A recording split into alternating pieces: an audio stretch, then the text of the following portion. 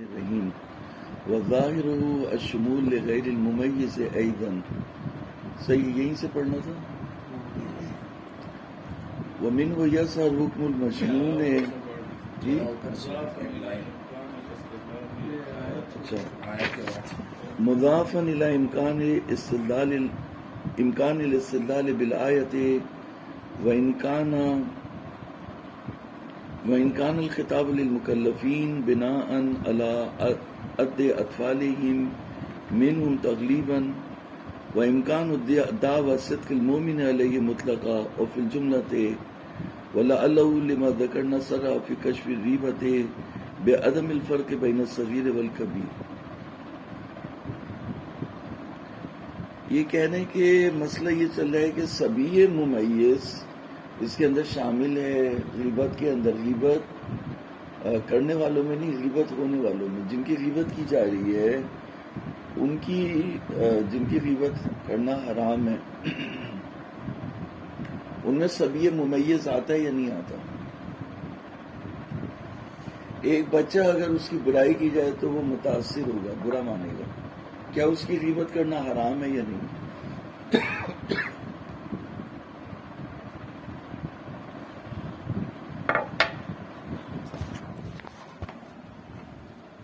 جو وہ غیبت کرے بچے کی، بچہ متاثر تو ہوگا، برا تو مانے گا، لیکن اس کا برا ماننا اور ایک مکلف کا برا ماننا دونوں ایک ہیں کیا؟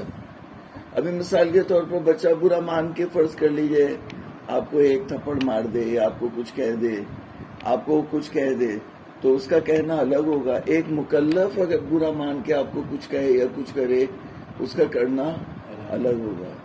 تو میڈیم دوسرے میڈیم میں چلے گئے نا شیخ صاحب. یعنی بچے کا بے کرنا ٹھیک ہے، روایات میں آیا ہے، روایات میں نص آ گئی کہ بچے کا بے کرنا صحیح ہے. تو جب نص آ گئی کہ بچے کا بے کرنا صحیح ہے، ٹھیک ہے آپ نے بول دیا بچے کا بے صحیح ہو گیا. یہاں پہ نص قرآن میں تو نہیں آیا کہ بچے کی غیبت کرنا حرام ہے.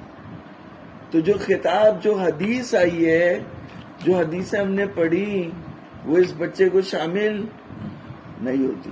اب آپ کو الگ سے دلیل چاہیے بچے کے لیے.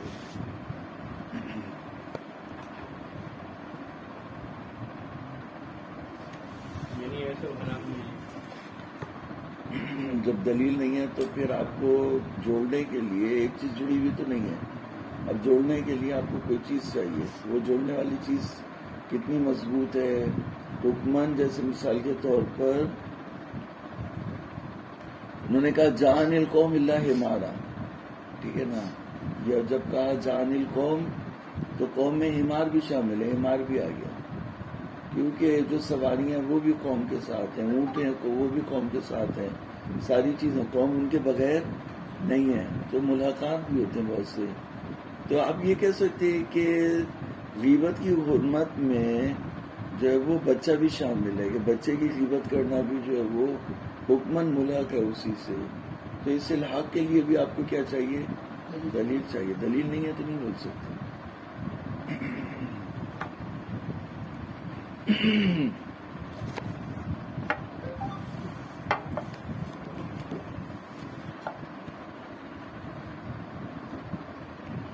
ثم الظاہر ثم الظاہر دخول الصبی الممیز المتاثر بالغیبة لو سمعها لعموم بعض روایات المتقدمة وغیرها الدالة على حرمة اغتیاب الناس وأكل لحومهم مع صدق الأخ عليه كما يشهد به قوله تعالى وإن تخالطوهم فإخوانكم في الدين.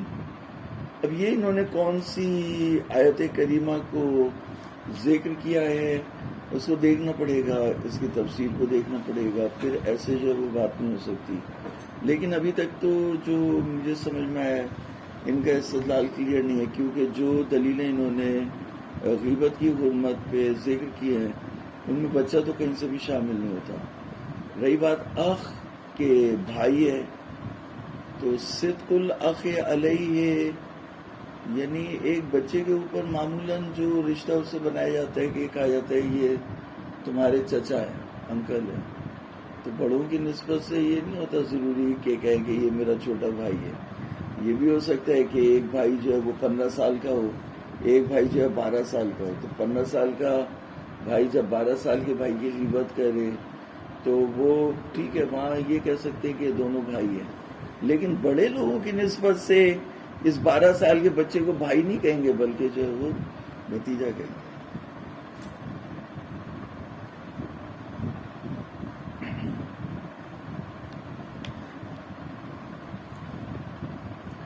مضافا الی امکان الاستدلال بالآیت و امکان الخطاب للمکلفین۔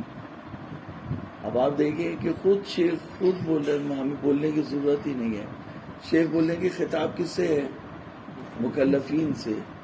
تو جب مکلفین سے خطاب ہے تو کہہ رہے ہیں امکان الاستدلال بالآیہ وإن كان الخطاب للمکلفین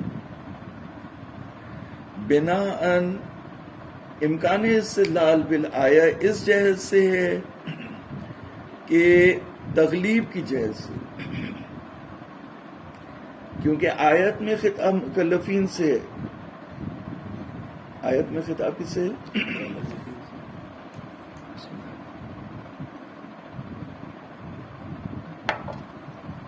آیت میں جو خطاب ہے مکلفین سے ہے، تو پھر ہم استدلال کیسے کر سکتے ہیں آیت کریمہ سے؟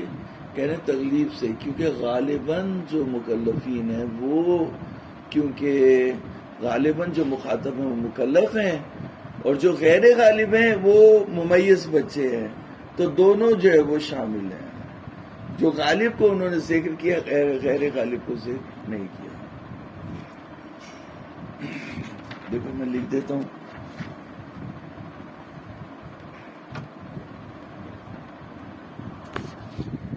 یہ کہہ رہے ہیں کہ انسان ہے، مکمل انسان ہے، اس کی غیبت جب آپ کرتے ہیں تو وہ اس کو برا لگتا ہے۔ جن کے نزدیک جو برا لگنا ملاپ نہ ہو، نہیں برا لگتا ہے اسے، جب وہ تو ذکر کا، ہاں ابھی تعریف میں آئے گی، اس میں چیزیں بات ہو جائیں گی۔ دوبارہ میں پڑھ لو اس کو۔ ثم الظاہر دخول السبیل غیر الممیز المتاثر بالغیبت لو سمعها لعموم بعض الروایات المتقدمة وغیرها الدالۃ علی حرمت اغتیاب الناس واکل لحومہم۔ ناس میں جو ہے بچے کو بھی شامل کر رہے ہیں، یعنی کہہ رہے ہیں کہ ظاہر یہ ہے کہ سبی ممیز جو متاثر غیبت سے ہوتا ہے اگر سن لے تو وہ عموم بعض روایات میں شامل ہوتا ہے جو دلالت کر رہی ہیں کہ لوگوں کی غیبت کرنا اور ان کا گوشت کھانا حرام ہے، جبکہ بچے کے اوپر اخ یعنی بھائی کا عنوان صادق ہوتا ہے، جیسا کہ گواہ ہے اس کا قولہ تعالی، اللہ تعالیٰ کا یہ قول وَإِن تُخَالِطُوهُمْ فَإِخْوَانُكُمْ فِي الدِّينِ، اگر یہ تمہارے ساتھ معاشرت کریں، مکس ہوں، تو یہ تمہارے بھائی ہیں دین میں۔ تو کہہ رہے ہیں کہ مضافاً الی امکان الاستدلال بالآیہ، ممکن ہے کہ آپ آیت سے جو ہے وہ استدلال کریں، اگرچہ یہاں پر خطاب مکلفین سے ہے لیکن استدلال جو ہے وہ امکان الخطاب للمکلفین، اس کو بریکٹ میں کر لیں۔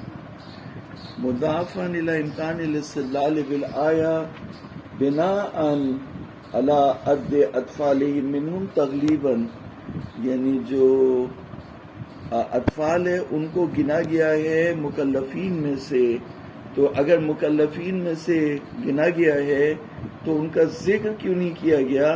کہا کیونکہ وہ غالب نہیں تھے، بچے غالب نہیں تھے، جو مکلف تھے وہ غالب تھے، تو غالب کا ذکر کر دیا، اور جو غیر غالب ہے وہ اسی کے ساتھ ہے۔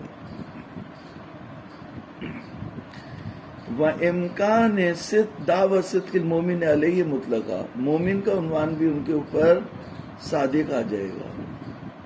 یہ بات بھی ان کی صحیح نہیں ہے، کیونکہ جو فقہ ہے وہ یہ کہہ رہی ہے کہ جب تک بچہ بالغ نہیں ہوتا وہ والدین کے حکم میں ہوتا ہے۔ جو والدین ان کے جو والدین ہیں، جو ان کا مذہب ہے، جو مسلک ہے، انہی احکامات میں آتا ہے۔ وہ بچہ اگر ناصبی کا بچہ ہے تو ناصبی کے حکم میں آئے گا، جب تک کہ وہ غیر مکلف ہے۔ جب مکلف ہو گیا تو پھر وہ خود اس سے خطاب ہوگا کہ وہ کہاں کس طرح. تو دعویٰ صدق المومن علیہ مطلقہ یہ بھی صادق نہیں ہوگا. وَإِمْكَانُ دعویٰ صدق المومن علیہ مطلقہ اور فی الجملہ یا مطلقہ یا فی الجملہ ادعا کیا جا سکتا ہے کہ وہ مومن ہے. وَلَعَلَّهُ لِمَا ذَكَرْنَا صَرَّحَ فِي كَشْفِ الرِّيبَةِ بِعَدَمِ الْفَرْقِ بَيْنَ الصَّغِيرِ وَالْكَبِيرِ. شاید اسی لیے جو ہم نے ذکر کیا تصریح کیا ہے کشف الریبہ میں کہ فرق نہیں ہے صغیر اور کبیر کے درمیان. لَعَلَّهُ لِمَا ذَكَرْنَا صَرَّحَ فِي كَشْفِ الرِّيبَةِ بِعَدَمِ الْفَرْقِ بَيْنَ الصَّغِيرِ وَالْكَبِيرِ. وَظَاهِرُهُ الشُّمُولِ غَيْرِ الْمُمَيِّزِ أَيْضًا. اور ظاہر اس کا یہ ہے کہ یہ غیر ممیز کو بھی شامل ہوتی ہے. وَمِنْهُ يَظْهَرُ حُکْمُ الْمَجْنُون. اور اسی سے حکم مجنون بھی شامل ظاہر ہو جاتا ہے کہ مجنون کی پاگل کی غیبت کرنا بھی حرام ہے. مجنون جو ہے وہ مجنون تو کوئی محل سے اعراب نہیں رکھتا کہ یعنی مجنون کی آپ اگر غیبت کر رہے ہیں تو وہ حرام ہو. اس کی تو غیبت کرنا اس سے بڑا جنون ہے. جی کیا نہیں یعنی اگر اس کی کوئی غیبت کر رہا ہے تو حرام کے زمرے میں جو ہے وہ کیونکہ وہ تو تکلیف ہی نہیں رکھتا مکلف ہی نہیں ہے. تو جب مکلف نہیں ہے تو یہاں مکلفین کی بات ہو رہی ہے تو وہ شامل نہیں ہو سکتا. الا انه صرح بعض الاساطین باستثناء من لا عقل له ولا تمیز.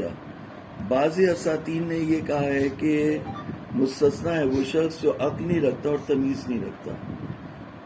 تو عقل نہیں رکھتا اس کی غیبت جائز ہے, تمیز نہیں رکھتا اس کی غیبت جائز ہے. معلنا بالشک فی دخول تحت ادلۃ الحرمہ. انہوں نے تعلیل کی کہ ہمیں شک ہے کہ جو عدل حرمت ہیں وہ اس کو شامل ہوتے ہیں یا نہیں ہوتے.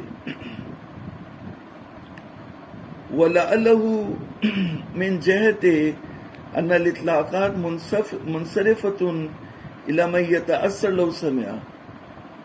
اور شاید اسی لیے کیونکہ جو اطلاقات ہیں وہ منصرف ہوتے ہیں اس شخص کی طرف جو منفعل ہوتا ہے اگر اس کی غیبت کی جائے اس سے اثر ہوتا ہے. تو جو اب یہ شیخ کا اپنا ذاتی استحسان ہے کہ جو متاثر ہو جائے غصے میں آ جائے ناراض ہو جائے رونے لگے اس کے لیے شیخ نے بول دیا اس کی غیبت کرنا حرام ہے. جو منفعل نہیں ہو یا جو منفعل نہیں ہو سکتا وہ پاگل ہو تو اس کے شیخ نے کہا کہ اس کی غیبت کرنا جائز ہے. جو ولایت نہ رکھتا اس کی غیبت کرنا جائز ہے. تو یہ شیخ کے اپنے ذاتی استحسانات ہیں ورنہ حدیث سے دلیل سے اس کا کوئی تعلق نہیں ہے. منفعل ہوتا ہو یا نہ ہوتا ہو یا نہ ہو سکتا ہو یہ تینوں جو ہے اس سے خارج ہیں.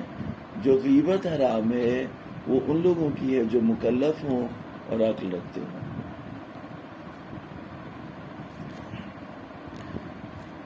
وصیت سے ذالک زیادتاً علی ذالک. تو اس کا جو ہے وہ اس کے زیادہ بھی اس کی وضاحت جو ہے انشاءاللہ اس کی ہو جائے گی. اب یہاں پر جو ہے وہ شیخ لغوی بحث کرنا چاہ رہے ہیں اور تعریف میں وارد ہونا چاہ رہے ہیں کہ غیبت کی تعریف کیا ہے, غیبت کہتے کسے ہیں. جب ہم یہ کہتے ہیں کہ الغیبت حرام, غیبت حرام ہے تو کس چیز کو ہم کہتے ہیں کہ حرام ہے. تو اس کی جو موضوع کا جو دائرہ ہے اور موضوع کی جو حدود ہیں ان کو شیخ جو ہے وہ معین کرنا چاہ رہے ہیں.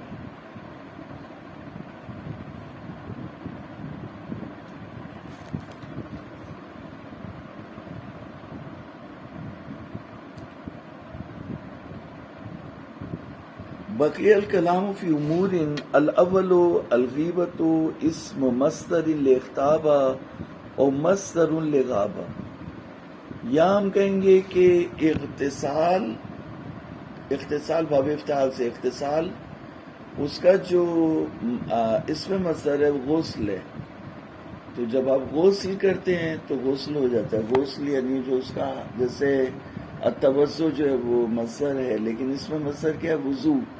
میں وضو سے ہوں، یعنی وضو حاصل ہو گیا، جو حاصل نتیجہ ہوتا ہے اس کو بولتے ہیں اسم مصدر، اور مصدر کہتے ہیں کرنے کو، اس کام کو. تو وضو کرنا اور وضو، غسل کرنا اور غسل. میں غسل سے ہوں ابھی، میں وضو سے ہوں ابھی. تو غیبت جو ہے اس میں مصدر ہے یا مصدر ہے، شیخ نے دونوں احتمالات دیے ہیں. الغیبت تو اسم مصدر لاغتابہ اور مصدر لغابہ. جب ہم اب شیخ یہ جو ہے وہ احتمالات جو ہے وہ شیخ نکالنا، ادھر دیکھو. تو جب ہم کہہ رہے ہیں کہ الغیبت و حرام ہوں، تو اس میں مصدر تو حرام نہیں ہوگا. حرام کیا ہوگا؟ وہ کام کرنا حرام ہوگا. تو مصدر سے جو مناسبت رکھتا ہے نا اس میں مصدر سے صحیح.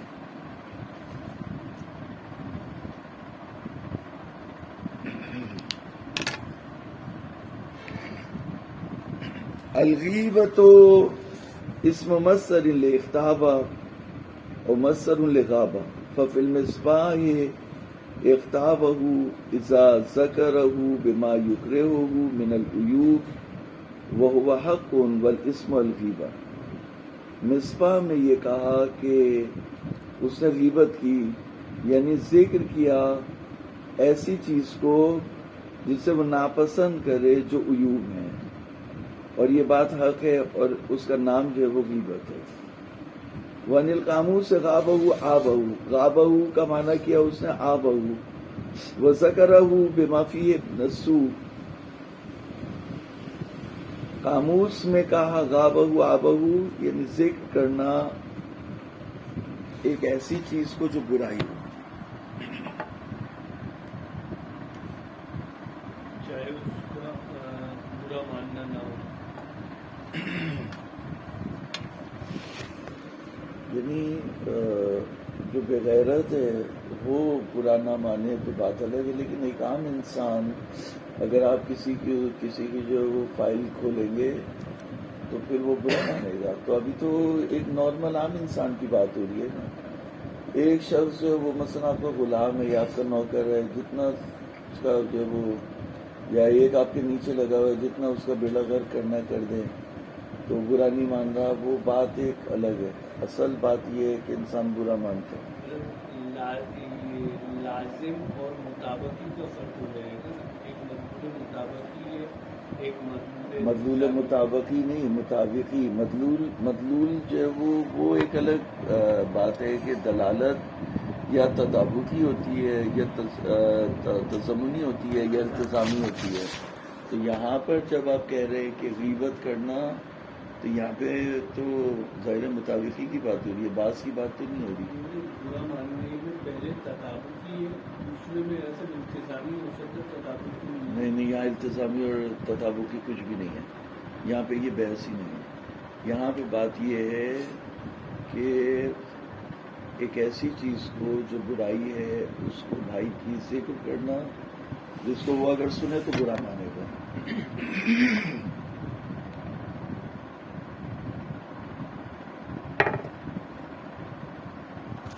ایک منٹ فون ملانا ہے شاید.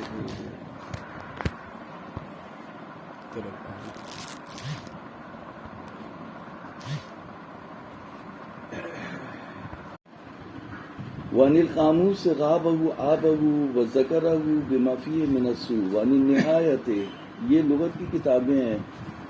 يَسْرُ الْإِنسَانُ فِي غَیبَتِهِ بِالسُّوءِ مِمَّا يَكُونُ فِيهِ. نہایہ میں یہ تعریف کی کہ ذکر کرے انسان کی عدم موجودگی میں برائی جو اس کے اندر ہو. والظاہر من الکل. اب انہوں نے کتنی چیزیں، یہ 3 تعریفیں انہوں نے نقل کی ہیں. ایک مصباح سے نقل کی ہے، قاموس سے نقل کی ہے، تیسری نہایہ سے نقل کی ہے. تینوں جو ہے وہ لغت کی کتابیں ہیں. تو یہ لوگ جو ہے وہ دیکھیں، پہلا جو استدلال کا طریقہ ہوتا ہے وہ یہ ہوتا ہے کہ آپ استظہار کرنا چاہ رہے ہیں کہ غیبت کسے کہتے ہیں. تو یہ پہلی جگہ جو ہے وہ جو جاتے ہیں لغت کی معتبر کتابوں سے نکالتے ہیں کسی موضوع کو کہ وہ کس طرح سے اس کی تعریف کرتے ہیں. پھر اس کے بعد علماء کے بیانات کو اس میں ضمیمہ کرتے ہیں کہ علماء اس کے بارے میں کیا کہتے ہیں. تو پھر لوگوں کی مثال ملا کے آپ کو موضوع کا جو ہے وہ پتہ چل جاتا ہے کہ غیبت کیا ہے. والظاہر من الکل خصوصاً القاموس المفسر لها اولا بالعیب ان المراد ذکرہ فی مقام الانتقاص والمراد بالموصول هو نفس النقص الذی فیہ.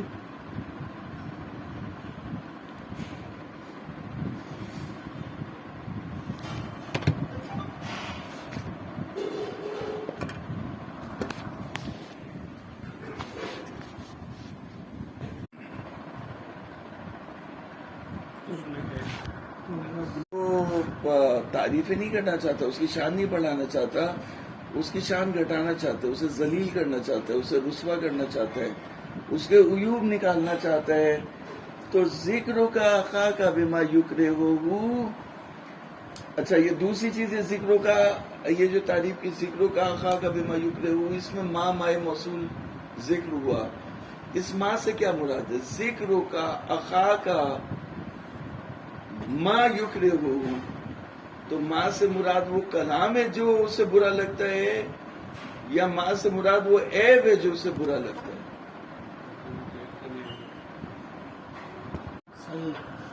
اب وہ رشوت لی تو یہ تو چلو وہ ہو گیا، مطلب ایک ادارے کا وہ ہو گیا نا کہ لوگوں کا مال کھایا، وہ تو چلیں چھوڑیں. ہم ذاتی بات کرتے ہیں. کسی کے اندر کوئی برائی ہے، مثال کے طور فرض کر لیں یہ شراب پیتا ہے، یا فرض کر لیں یہ جو ہے وہ لڑکیوں سے رقیق باتیں کرتا ہے، یا کچھ اس طرح کی اور دوسری چیزیں جو ہے نا، تو اس برائی کو لوگوں کے سامنے لانا تو یہ اس کو برا لگے گا، اس کو جو ہے وہ کیا ہے برا لگے گا. ٹھیک ہے. یا اس کا یا مثال کے طور پر حتیٰ یہاں تک کہا انہوں نے کہ ایک شخص جو کاڑا ہے اس کی ایک آنکھ ہے، ٹھیک ہے، یا اس کی آنکھ میں کوئی نقص ہے، ہاں آنکھ میں نقص ہے، تو یہ اس کو آور یا آمش اس طرح ذکر کرتا ہے، کانے یا بڑا لنگڑا. تو اس کو جو وہ اس کو اچھا تو نہیں لگے گا. آپ اس کو جو وہ عزت سے اگر مثال کے طور پہ عزت سے اگر آپ اس کو یاد کریں یا بولے یا پکاریں تو اسے اچھا لگے گا. لیکن آپ اسے بولے کاڑے تو برا لگے گا اس کو جو ہے وہ. تو ماں یکرے ہو، ماں کیا ہے؟ ماں جو ہے وہ بات جس کے بولنے سے اس کو برا لگتا ہے. تو کلام جو ہے وہ ماں سے مراد کلام ہے جس کلام کا تلفظ کرنا اسے برا لگا. اب کانا تو ہے وہ، یا لنگڑا بولا. اب ایک جو ہے وہ جو ہے وہ خاتون ان کے وہ سفید بال برس نکل آیا نا، تو ان کو جو ہے وہ بچے بولتے تھے کیا بوڑھی اماں. اب جیسے بچے آپس میں چڑ بنا لیتے ہیں بہن بھائی، تو برا لگا اس کو، جو برا لگتا ہے. تو یہ نہیں کرنا چاہیے انسان کو. اور بعض دفعہ یہی جو چڑ بنا کے جو زیادہ برا لگ جائے تو ذہن پہ بھی اثر کر جاتا ہے. کسی کو آپ بہت زیادہ اگر دبائیں تو اس کے ذہن پہ بھی اثر کر جاتا ہے. تو یہ بات انہوں نے کہی. دیکھیں اب آپ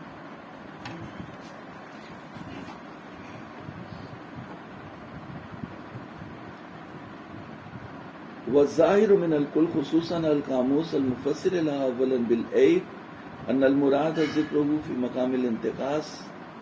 پہلی بات تو یہ ہے کہ مقام انتقاص میں وہ ان تین تعریفوں سے دو باتیں سمجھ میں. پہلی بات یہ ہے کہ مقام انتقاص میں وہ. دوسری بات یہ ہے کہ موصول سے مراد وہ نقص ہے جو اس کے اندر ہے. والظاہر من الکراہۃ فی عبارت المصباح کراہۃ وجود ہی. وہ جو کراہت رکھتا ہے وہ جو ہے وہ کراہت اظہار رکھتا ہے یا کراہت وجود رکھتا ہے. ایک دفعہ یہ کہ جھوٹ بولتا ہے ہر وقت اٹھتے بیٹھتے لیکن نہیں چاہتا اسے جھوٹا کہا جائے. چوری کرتا ہے، چھپا کے کرتا ہے چوری، لیکن نہیں چاہتا کہ اس کو چور مشہور کیا جائے. چور کہیں گے تو برا مانے گا. تو ایسا شخص جو ہے وہ تو کراہت سے کیا مراد ہے؟ ذکر کا اخا کا بما یکرہو سے کراہت کس چیز سے کراہت رکھتا ہے؟ اظہار سے کراہت رکھتا ہے یا وجود سے؟ فخر کرتا ہے اس طریقے سے نہیں، فخر نہیں کرتا. دیکھیں ابھی دیکھیں کیا کہہ رہے ہیں. وظاہر من الکراہت فی عبارت المصباح کراہت وجود ولکنہ غیر مقصود قطعا فالمراد اما کراہت ظہور ہی ولو لم یکرہ وجودہ. مراد یہ کہ ظاہر کرنے سے کراہت رکھتا ہے، اس بات کو اچھالنے سے، سامنے لانے سے، ذکر کرنے سے کراہت رکھتا ہے، اگرچہ اس کے وجود سے کراہت نہ رکھتا ہو. کالمیل الی القبائح، جیسے برائیوں کی طرف جو اس کے میلانات ہیں، تمایل ہے، اس سے کراہت وجودی نہیں رکھتا، کراہت ظہوری رکھتا ہے. جھوٹ بولتا ہے، غیبت کرتا ہے، لیکن نہیں چاہتا اسے جو جھوٹے کے عنوان سے یاد کیا گیا.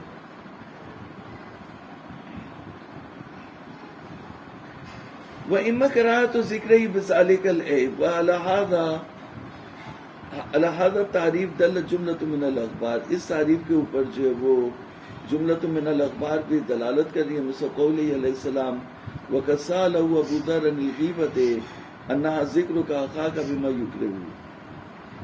وفي نبوي آخر قال صلى الله عليه وآله وسلم أتدرون ما الغيبة قالوا الله ورسوله أعلم قال ذكرك أخاك بما يكرهه.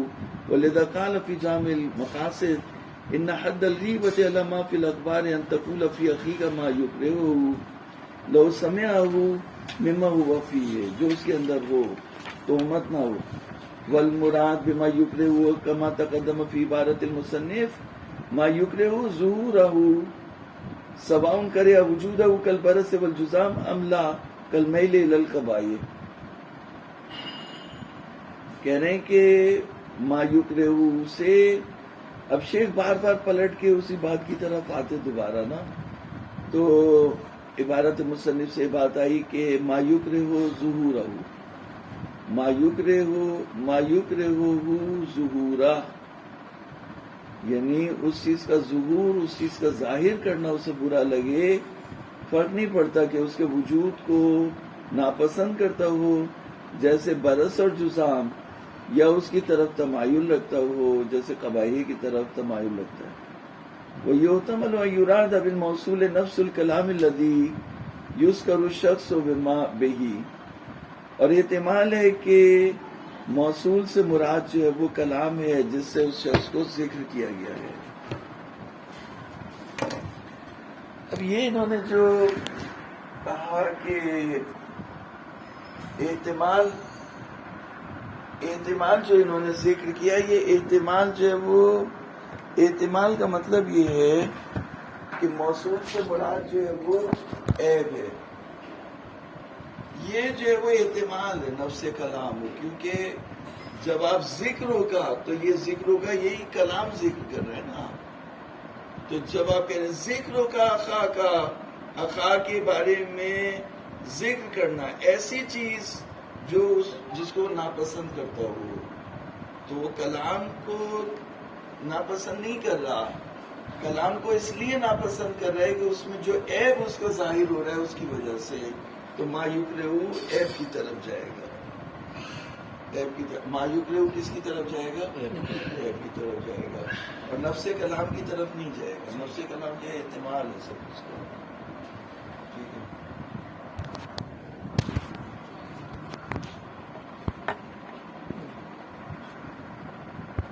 تو اس کے لیے وہ مکمل کر لیں. تو یحتمل یراد بالموصول نفس الکلام الذي يذكر الشخص به ويكون كراهته اما لكونه اظهارا للعيب واما لكونه صادرا على جهة المذمة والاستخفاف والاستهزاء.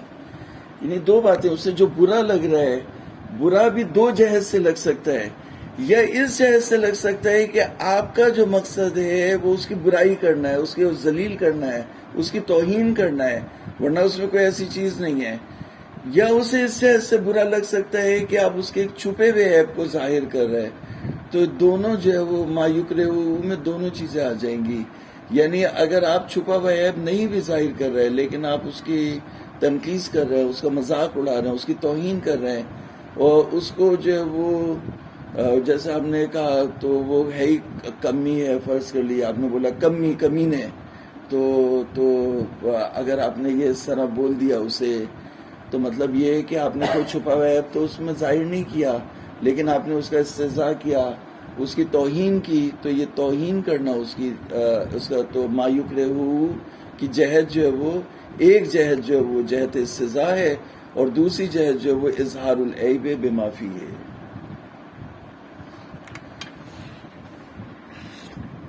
وَيَكُونُ كَرَاهَتُهُ إِمَّا لِكَوْنِهِ إِظْهَارًا لِلْعَيْبِ وَإِمَّا لِكَوْنِهِ صَادِرًا عَلَى جَهَةِ الْمَذَمَّةِ وَالِاسْتِخْفَافِ وَالِاسْتِهْزَاءِ وَإِنْ لَمْ يَكُنِ الْعَيْبُ مِمَّا يُكْرَهُ إِظْهَارُهُ لِكَوْنِهِ ظَاهِرًا بِنَفْسِهِ وَإِمَّا لِكَوْنِهِ مُشْعِرًا بِالذَّمِّ وَإِنْ لَمْ يَقْصُدِ الْمُتَكَلِّمُ الذَّمَّ بِهِ كَالْأَلْقَابِ الْمُشْعِرَةِ بِالذَّمِّ. وہ القاب ہاں بھائی کاڑے لنگڑے ٹھگے مطلب جو وہ کالے، اب آپ نے جو وہ بول دیا کالے تو وہ بھی جو ہے وہ مطلب ایک طرح کا وہ ہے. وصلی اللہ علی محمد وآلہ الطیبین الطاہرین. اللهم صل على محمد وعلى آله. اللہ